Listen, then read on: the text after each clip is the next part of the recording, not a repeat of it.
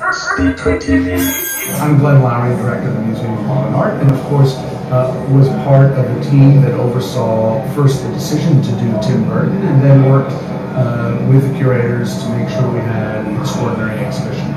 Tim Burton's one of those exhibitions that allows you literally to see into the mind of the artist. It's as if he opened up his brain and let you explore all the ideas and thoughts that are rattling around in there. Yeah, I'm the chief curator of the Department of Film at MoMA. So it premiered in New York last fall. It ran for 5 months there, and Melbourne is the first international tour date.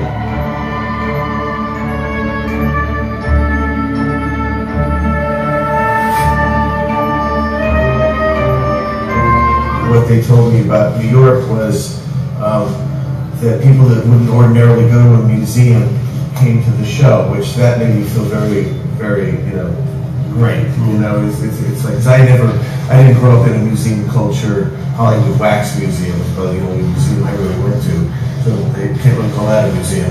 But that's what I love about this place too, the sort of interactive nature of things. It just is much more inviting and exciting. It's not so standoffish as the sort of museum experience. It's sort of much more draws you in, which I really, really appreciate. It's a bigger space here, but it still feels intimate. It still, has the chaos of my mind in a way.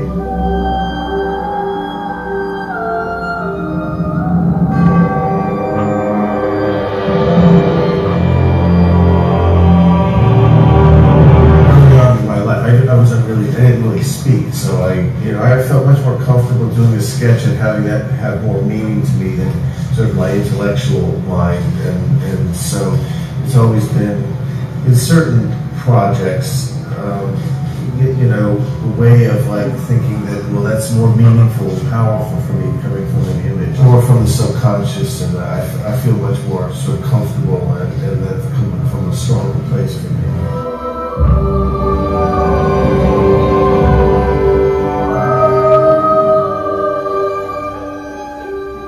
A lot of times you forget that it's not just the commercial product that's in his brain, that he really does have a vision that extends beyond what we see on screen, and that's where some of his sketches really, I think, kind of give you a little insight about what's really going through his head. It's always a struggle to make a film. I realized early on, you make a successful film, think, oh, well, then you have the opportunity to do whatever you want to do. And I remember after doing Batman, I thought, well, that was a success.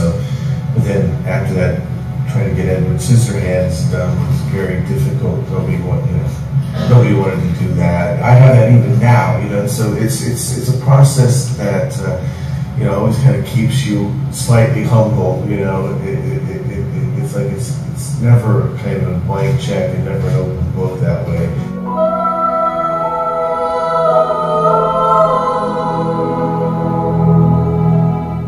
Some of my favorite pieces are some of the cartoons that he's done from really early on, from 12 years old all the way through contemporary, that really show his kind of twisted sense of humor. For me, the drawings are fantastic. There are literally hundreds of them, but there's also the opportunity to literally work through the process by which some of his most iconic films were made. So it's kind of exhibition that you can look at endlessly and constantly discover new things.